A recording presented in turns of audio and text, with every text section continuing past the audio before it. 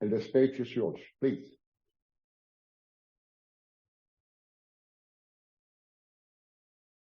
Okay. How long would you like me to speak for? 30, 40 minutes. It's okay. Okay. I shall stop it when it's too much. Okay. So that noise is my timer. So I'm Nicholas and I'm an alcoholic, and I used to take drugs alcoholically. So I will speak as a member who is affected by alcohol and drugs.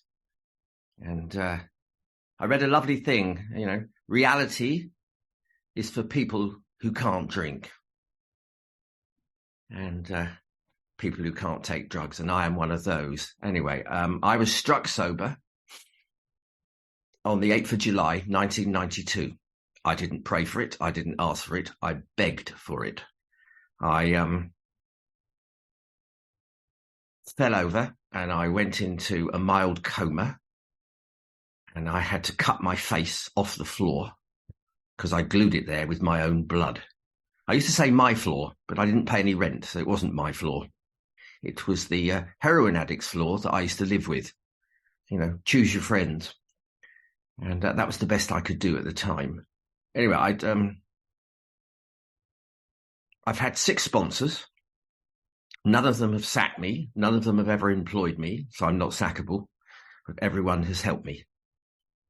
And today I am sad, as my friend of 26 years and sponsee, who managed to get 7 years all in one go, died. And I had great honour bestowed on me as his wife phoned me at 2:30 in the morning because she knew that I would answer the phone. I am a man today that does not drink or take drugs and answers the phone. And I spent 3 hours phoning people because I didn't want them to find out that my friend and sponsor had died on Facebook. And I missed a couple. And because I go to Al-Anon, I don't have to beat myself up about missing the people. And I phoned, and I didn't have to apologise. And I had this workshop called Defiance, Compliance or Surrender. How free do you want to be? And I based it on my experience and a forward from page X1X on the 3rd edition of the Big Book. So my Big Book is 30-something years old, and you can see the dark mark. That's the 164 pages that I regularly read with people. But there's a lot of gold in the early stuff. People sometimes skip the forwards. This is a forward. While the internal difficulties of our adolescent period were being ironed out, public acceptance of AA grew by leaps and bounds. For this, there were 2 principal reasons: the large number of recoveries and the reunited homes. These made their impressions everywhere. And then this is what I based my talk on today. So I'm going to talk through my workshop, how I did it. So it's going to be my personal story, but as I explain to people. And this is the bit that moved me. Of alcoholics who came to AA, which implies that not every alcoholic comes to AA, but some of us come to AA, and it's lovely to see you all this morning. 50% got sober at once, immediately, straight away, and remained that way. I am one of those people. I came on the 8th of July and I stopped. Period. Burnt to the ground. End of it. Have not had a drink. 25%, a quarter, sobered up after some relapses. I have heard experiences of that phenomenon. And among the remainder, those who stayed on AA showed improvement. Other thousands came to a few AA meetings that first decided they didn't want the program. They didn't want what we had to offer at that time. But, and I love this, but the great promise, the hope, the olive branch. Great numbers of these, not a few, great numbers of these, about two out of three, right? So 2/3 of a great number began to return as time passed. So this to me begs the question, what do you want? You know, for those who stayed on with AA showed improvement. Well, if I didn't have a drink between 9 o'clock and 11 o'clock on one morning, that was improvement. That's not what I wanted. I wanted to stop. If I didn't steal anything that day, that was an improvement. If I didn't crash or steal someone's car, that was an improvement. If I didn't get fully drunk and pass out, but only partially drunk, that was an improvement. That was not what I was looking for. I wanted a permanent solution to a permanent problem. For me, it became a permanent problem.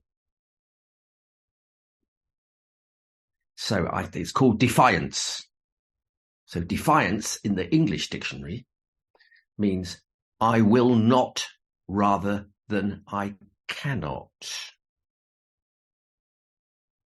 And the big book is very soft in how it works. It says those who will not or cannot. There's always the love there. Cannot is unable. And usually they are a mind that is fixed and unable or not ready to change. If you come to AA and you don't change, you're just a drunk who doesn't drink. And that's not what I wanted. Other things that, can come with defiance are antagonistic, hostile, violent, truculent, condescending, combative, not opened, closed-minded, disobedient, refusing to help, rebellious, mutinous. I mean, it goes on. And every one of us here, from my experience of a group of alcoholics, will have gone through those phases. There are five classics when anything ever happens. And the first, death, big events, marriage, things that happen. And the first is denial, which masks the defiance. This couldn't happen to me. Why is this happening to me? And my sponsor always used to say, well, why not? And I hated it, but he was right. Why not?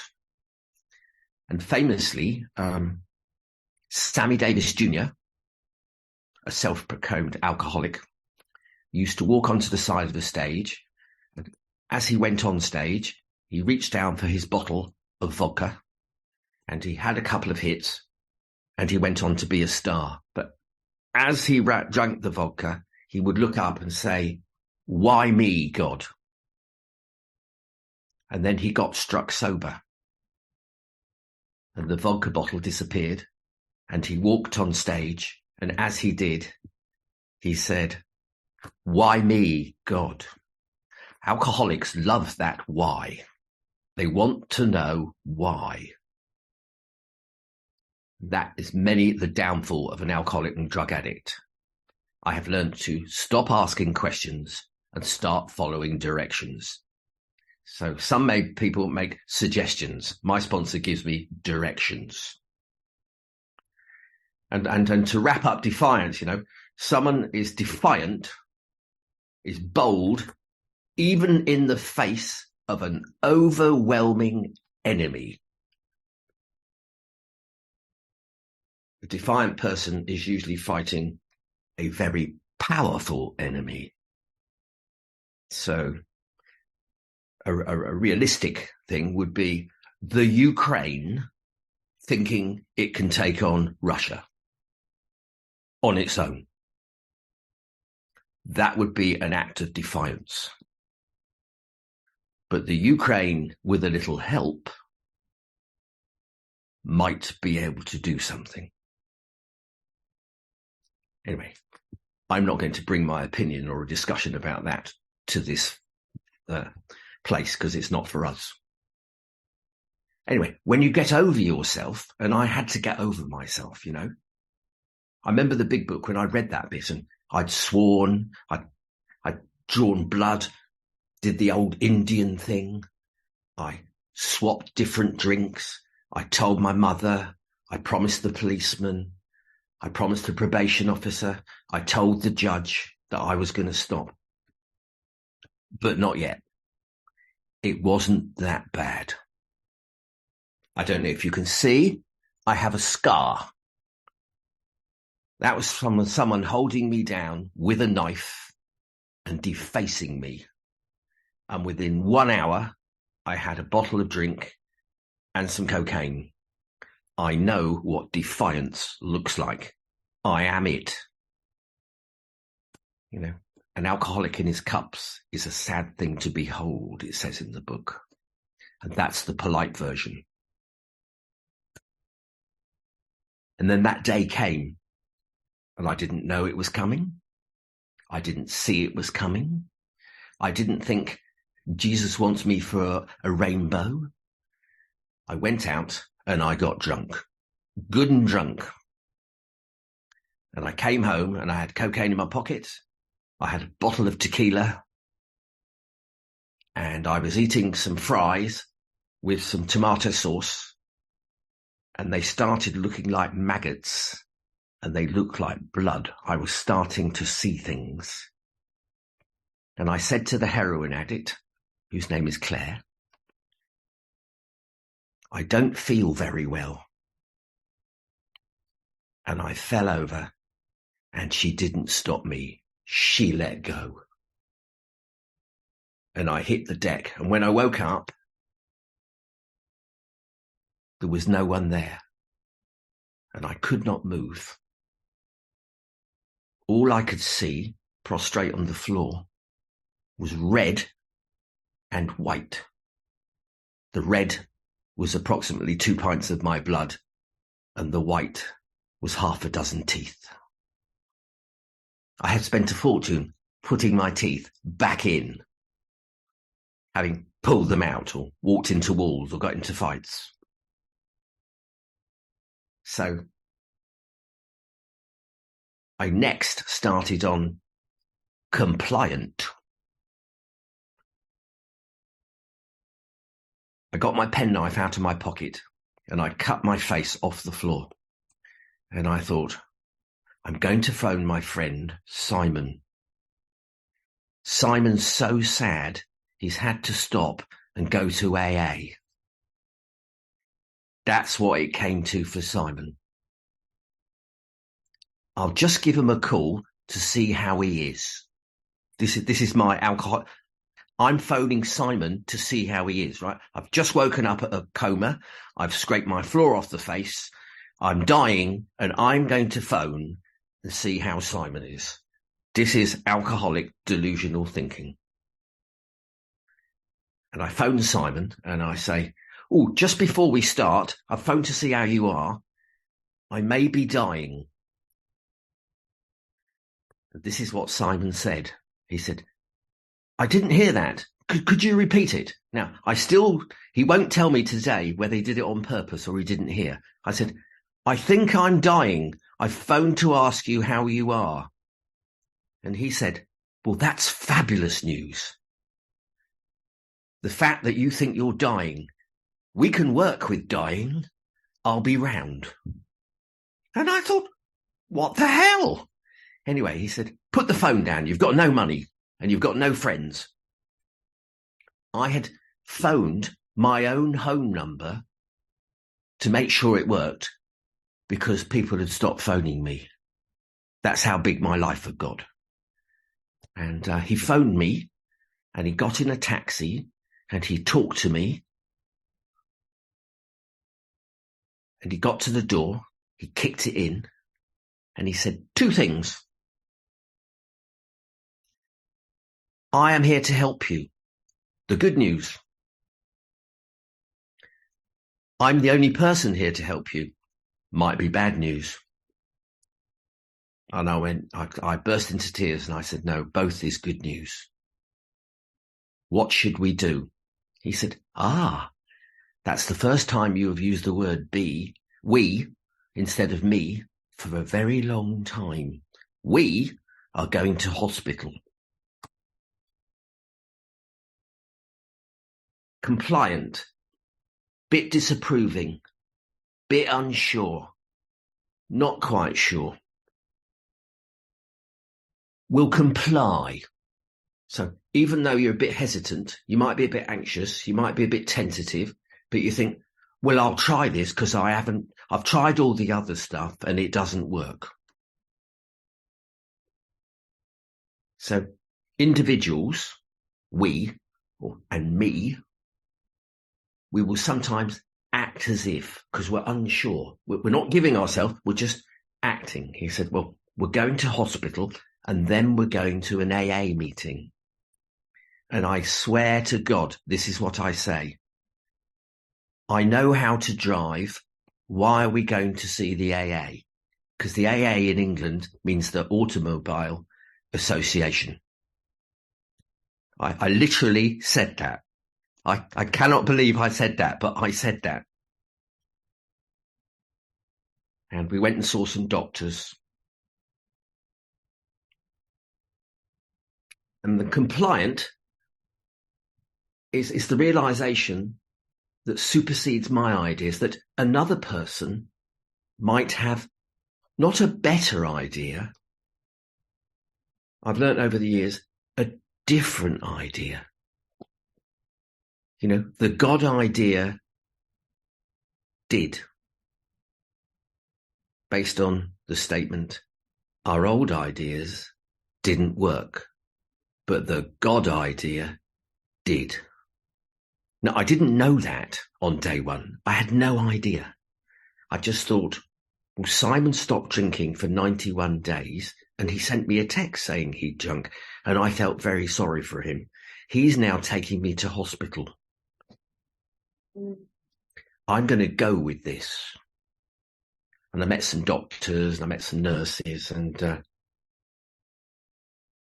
I did what I was asked. I was not certain, but I did what I was asked. And I was fully compliant, you know.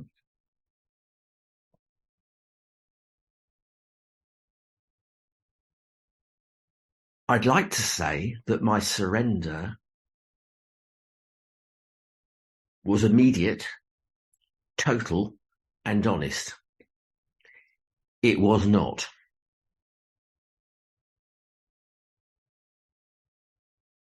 It was like AA performed some sort of exorcism. It was like it had to be ripped out of me. That's the only way I can describe. I can't describe how powerful it was. I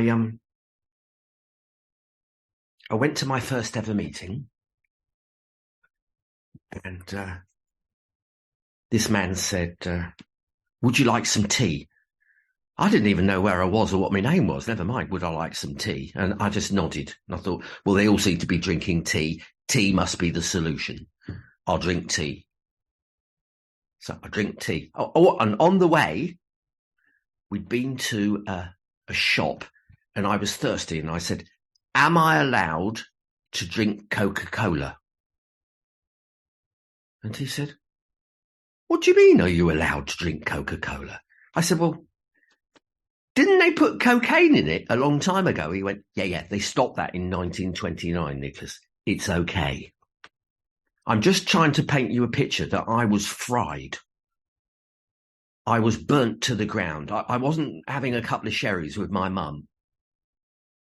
I weigh 75 kilos. And when I went to hospital, they weighed me and I was 47 kilos. I was literally dying in front of you. And I couldn't work out why my mum used to cry every time she saw me. Sex was something I used to do a long time ago, and it was a bit messy. I preferred smoking crack. Tequila was my mate. You know, list 5 mates: vodka, whiskey, cocaine, heroin, sleeping tablets. I didn't have 5 mates. And I thought they'd all left me. I left them. I shut the doors. I did this. And I went to this meeting and I had a cup of tea, and I must have had 3 or 4 or maybe 5 cups of tea because I kept dropping them. And then they just tidied up and went, oh, it's all right, and gave me another cup of tea. And I just think, well, this tea doesn't seem to be working too well. I keep dropping it. And there was a bang on the table. And the man said, my name is Jonathan. I'm from New Zealand. I'm an alcoholic. I'm gay. And I've been sober 3 years, 2 days. And welcome to Alcoholics Anonymous, Shaney Row, Chelsea, London, England. It is 7 o'clock and it's Friday night. And I didn't know any of those. I didn't know what time it was. I didn't know where. I knew I was AA, but I didn't know the requirement was you had to be gay. I didn't requirement that you had to come from New Zealand. I mean, I was totally fried. And I didn't wait. I stood up in the middle of this meeting. I showed no fear. I stood up in front of about 60 people. And I said, my friend Simon has brought me here. I'm an alcoholic, a drug addict. I'm dying and I don't know what's going on. And they clapped. They fucking clapped. And an old lady said, time to sit down. Time to stop. Time to surrender. You're home. And I spent most of that meeting in tears. In fact, probably 99.9% of that meeting in tears. I had no idea why these people were nice. They were bloody alcoholics. Had it come to this? Well, yes, it had come to this. And I am so grateful it came to that, because I couldn't stop. I was to find out through step work and prayer that God had actually done for me what I could not do for myself. Of my own power, I was nothing. He was to be the father. I was to be the child. I was to follow instructions.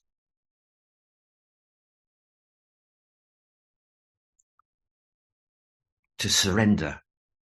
The last bit, the happy bit. To give in, to give up, to yield, to stop, to succumb, to concede, to capitulate, to lay down your arms, to give yourself up, to show contrition, to wave the white flag, to admit you'd been burnt to the ground. This was the end. Billy, who was my first sponsor, but I didn't know it at the time, said, this is not the end, merely a beginning. And I just thought, what the hell does that mean? He said, the whole of your life has been a journey to come and meet me, and I've been waiting for you. I just thought, he was a little, slightly overweight Scotsman from Glasgow. I could hardly hear what he said.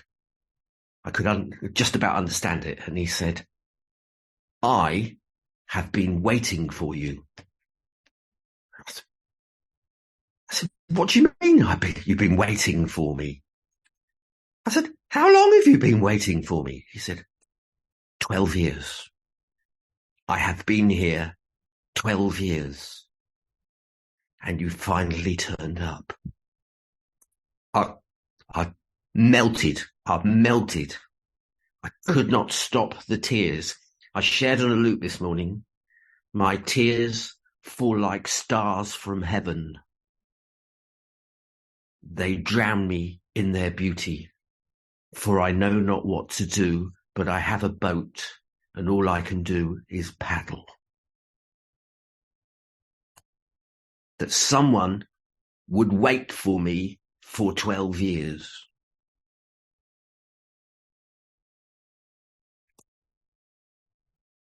And there and then, I knew that it was going to be all right. I didn't know how it was going to be all right. I didn't know when it was going to be all right. I just knew it was going to be all right.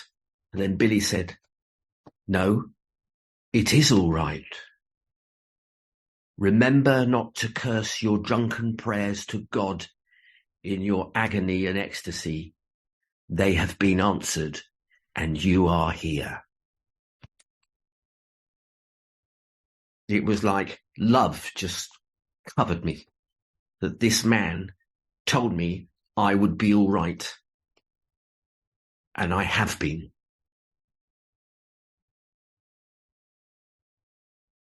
%50 who got sober remained that way. The main problem, sobriety, is the defiance. In the face of all odds that tell you that drinking is okay, that's your broken brain. Your broken brain can't work out why it's broken because it's broken.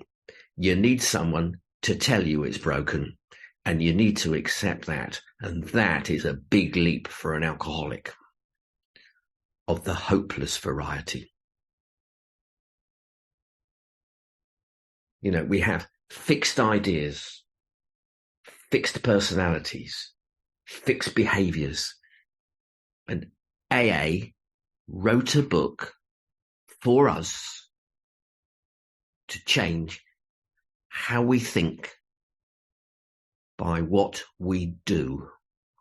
I have learnt to do by doing. It is that simple. I don't need to know. I need to do. And in the doing, God will reveal himself on a daily basis to me and keep me safe. This is my experience for nearly 32 years.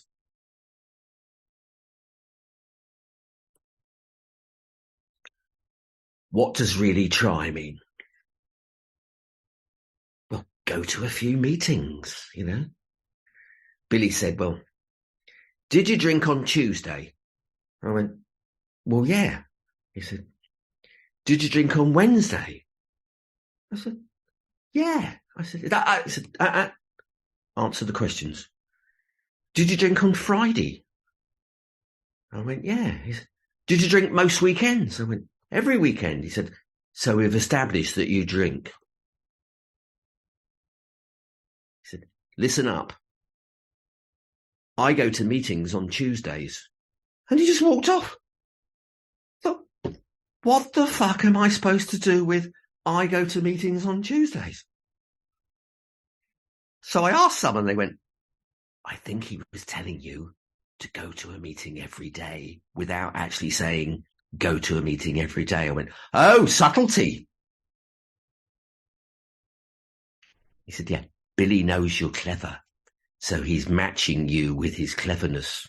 Even though he's a stupid drunk from Glasgow, he knows what he's doing.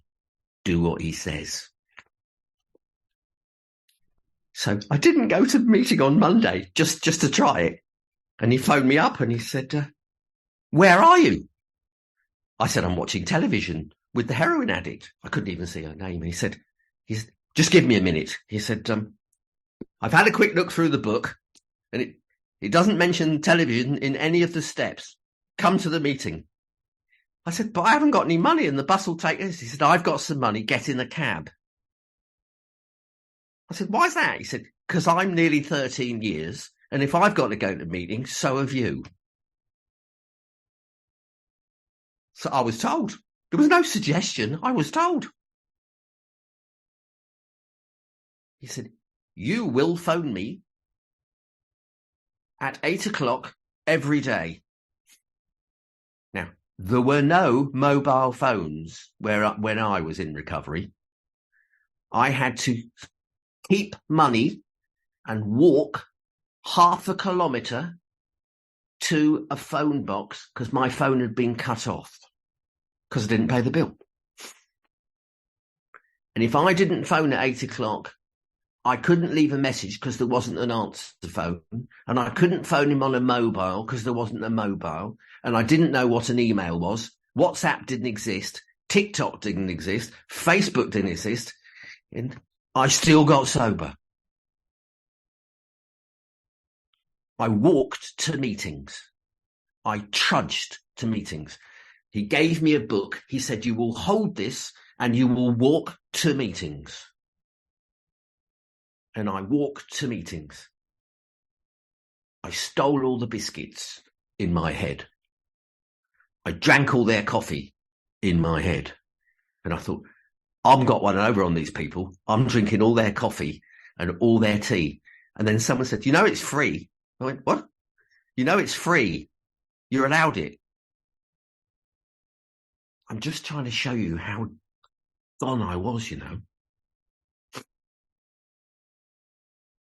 Question I had to ask myself, do I want cake or do I want crumbs? Do I want to sit at the back? Do I arrive on time? Do I arrive early? Do I leave before the meeting ends? Do I stay and have coffee after the meeting? A man said to me, would you like to come for pizza after the meeting? I'm like 3 weeks sober. I said, I haven't got any money. He said, correct answer, but to another question. Would you like to come for pizza? I went, yes. He said, me and the girls are going. And I thought, blimey, these are nice girls. And we went for pizza. And he said, it's going to cost you an answer. I said, what's that? He said, when that phone rings, you have to say, hello, Pete. I'll be round with the guitar at 3:00. I went, that's it. I went, that's it. Eating pizza. He said, don't choose the cheapest one. Choose what you want.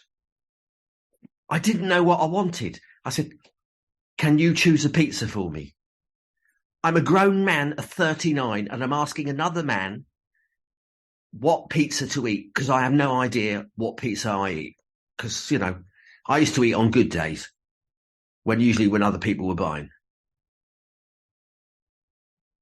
And he said, well, I think you should have a Four Seasons because Alcoholics Anonymous is for all the year. And I thought, oh my God, poetry and food. God spare me. But he bought me this Four Seasons. And the phone rang.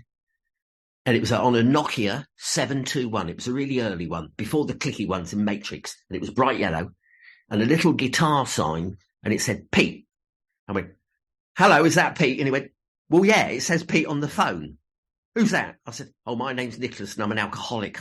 I had no idea what was going on. I said, Bill says your guitar will be there at 3:00. He said, thank you. Put the phone down. I said, who was that then? He said, that was Pete Townsend. I managed the Who. Wow. I said, wow. I've been talking to a pop star and I'm not drunk and I didn't have to pay. And he said, thank you for helping me. And I thought, I've just been conned. I've helped some without even knowing it. I've been conned. And Billy used to do that all the time. He used to tell me this and he had me putting chairs out before I knew it.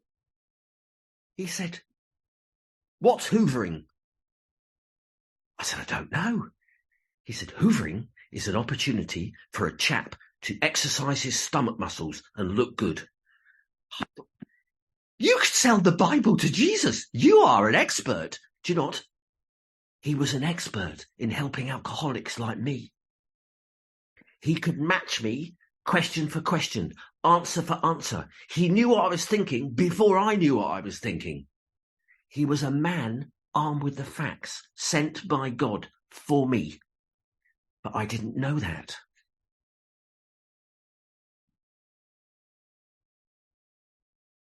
There's a very strong tie between acceptance and surrender.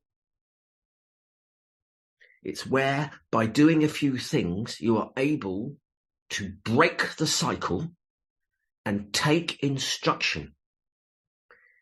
It's not the question, do I need a sponsor? The question is, can I become sponsorable? Can I let myself be told what to do, even if I disagree? That is a huge leap for an alcoholic, a defiant, ravaged alcoholic who thinks it's the end of his life until he realizes it's the beginning of his life. It doesn't say got on a bus and drove. It says catapulted to a fourth dimension of existence we never even knew. I'm just drinking and thinking, mainly of myself. I don't get out of bed and think of others. I think of myself. I am self-centered to the core.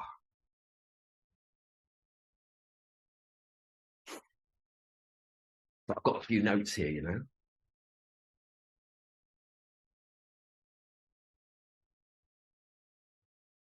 Question.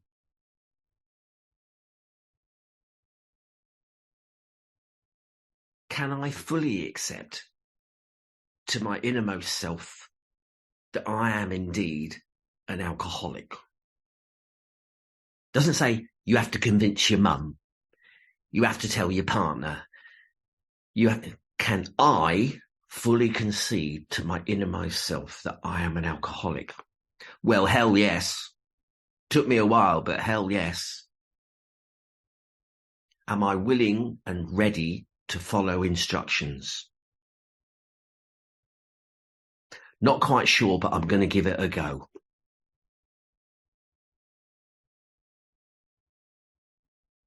I was in Spain and I hadn't been asked to leave. My last holiday, I was caught trying to buy heroin in Greece and asked to leave and never come back. I'm allowed back in now.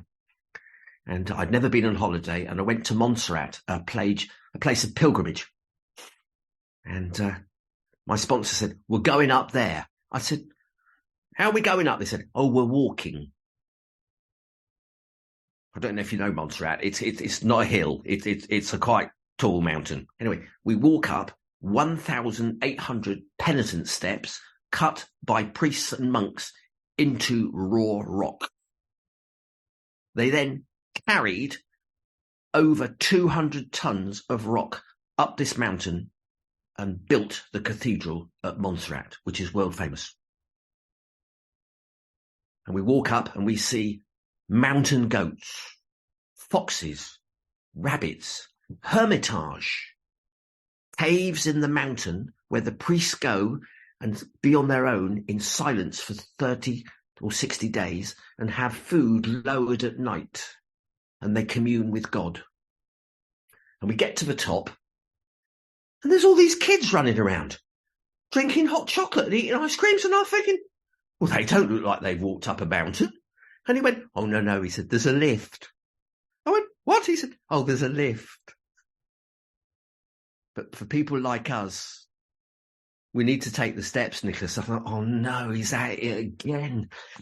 AA jokes are so rubbish, but they're so true. Not again. Will he stop already with the bad jokes? But I loved him for it. And we walked into this cathedral. And I was about 4 years sober, something like that, 3 or 4 years. And he said, just go up and see the lady. And I went up and saw the lady. And I saw the lady and the baby. And the baby Jesus was black. It was onyx. It was black. And I thought, someone's got it right. This all happened in a fucking hot country. It wasn't some white bloke from London wearing a Gucci frock. He was wearing rags and he was in Israel. It was black.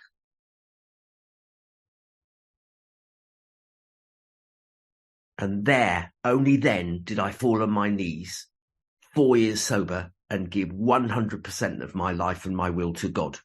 That was where I cemented my relationship with God. And whenever trouble comes, I think of that time and that walk and that talk. So on the way up the mountain, I wasn't allowed to talk. I had to listen. And by listening, I learned so much.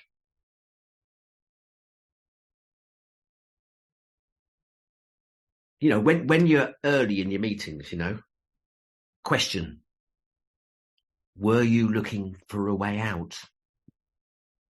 Was I looking for a way out? No. I'd investigated everything. I'd realised that this was the way for me. It's not for everyone, but it's for me, you know. I have a sponsor. He's used to be a Black Panther. And he knew Angela Davis. And he grew up in Harlem, New York. And his name is Mike D. And now he's a black priest. And he lives in Los Angeles. And he was the first person to ever tell me, he said, when you go into a meeting, sit down. Sit right down. Sit at the back. Strap in. This is going to be a hell of a ride. And he said, this is not for everyone. Is this for you? So the question you come to in AA is this for you? Well, the good news is you don't have to make the decision on your first visit. But your first visit will impact on your drinking even if you don't stop. You are done. You have seen the light. It's like in step 3 in 12 by 12, and it says, and you just inch the door open and you see the light. And if you open the door more, you get full of the light. I should start to wind down now.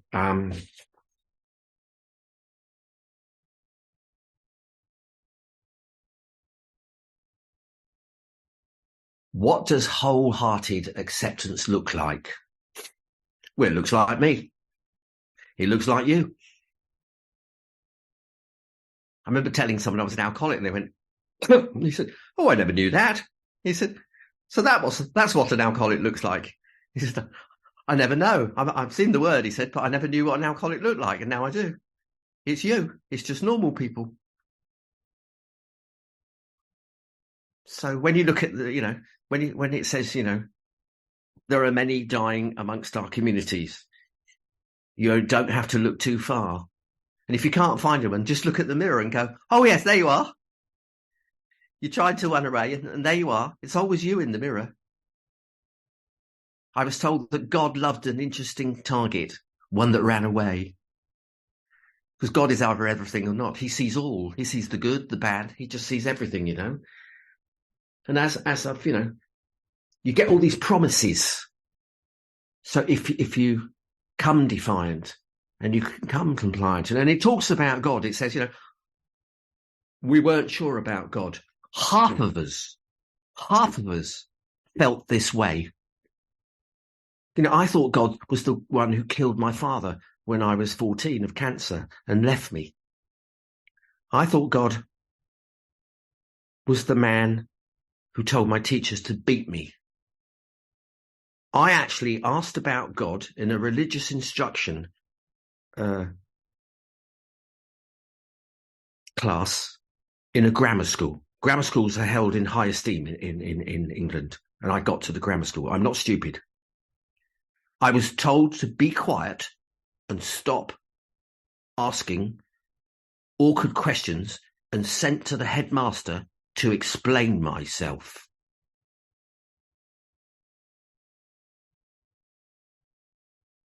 And the headmaster said, what's all this nonsense?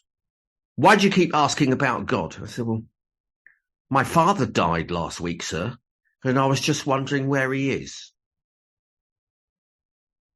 He said, stop with this nonsense and get back to class. Some people go looking for answers in the wrong place.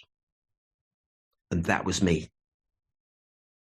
I hesitate to guess that it might have been your experience too.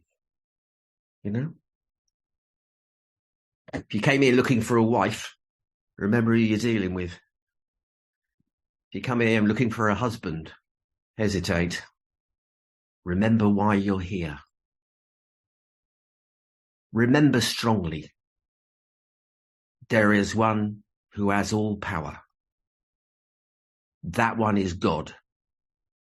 May you find him now. And it says that little phrase, before the steps. It doesn't say at the end of the steps. It says, may you find him now, at the beginning of the steps. God is available to you right now, today. I want you to read something to you that I got sent, and then I will stop. And while I'm looking, I just want to thank Kim and Yana for putting this together. Kim for making the approach and asking me. I hope I've implied that recovery is possible. Recovery is enjoyable. It's all right to tell jokes. It's all right not to believe. Don't drink and don't die are the minimum requirements. All the rest, you can do what you want. And my favourite phrase is be kind, be kind, be kind. And if you can't be kind, don't be harsh. Anyway, so my friend, David H. Jones, deceased, died yesterday at 1 o'clock in the morning. I have to paraphrase. At 1 o'clock in the morning in Germany. And I got a phone call at 2:30 in the morning.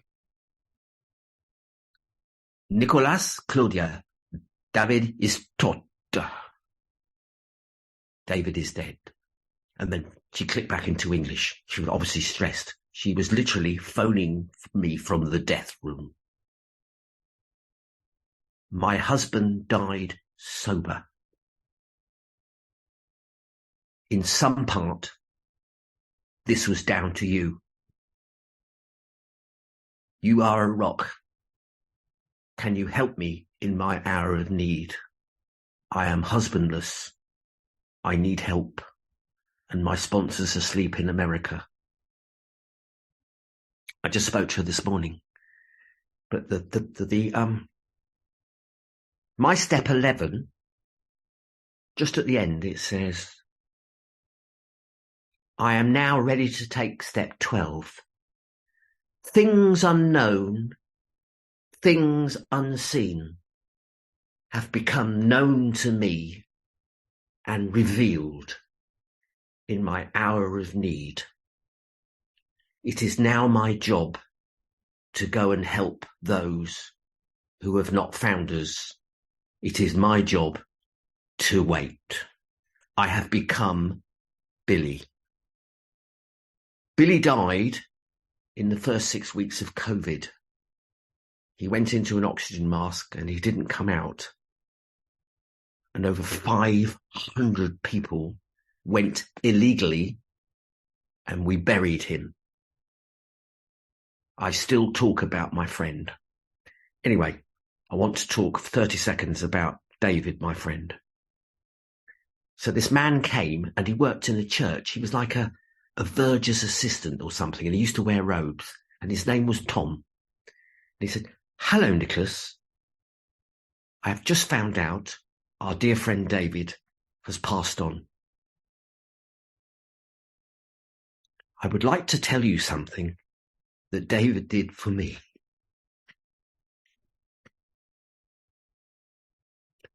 Although I haven't been to a meeting for 2 years, every week David sent me a text and asked me how I was doing. Only a man who believed in God would do this for another man. I don't know why, but I just wanted you to know that. He was a man amongst men.